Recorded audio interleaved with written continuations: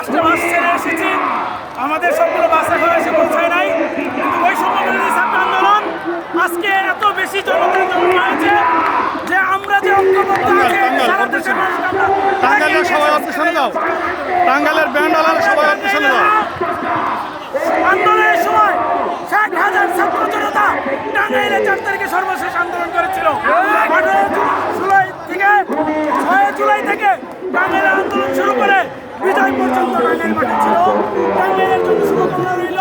সেই সাথে বৈষম্য বিরোধী ছাত্র আন্দোলন বাংলাদেশকে যেভাবে এগিয়ে নিয়ে যাচ্ছে, আশা করি সবাই ঐক্যবদ্ধ থেকে একইভাবে বাংলাদেশকে এগিয়ে নিয়ে যাবে ইনশাল্লাহ। স্লোগান হবে।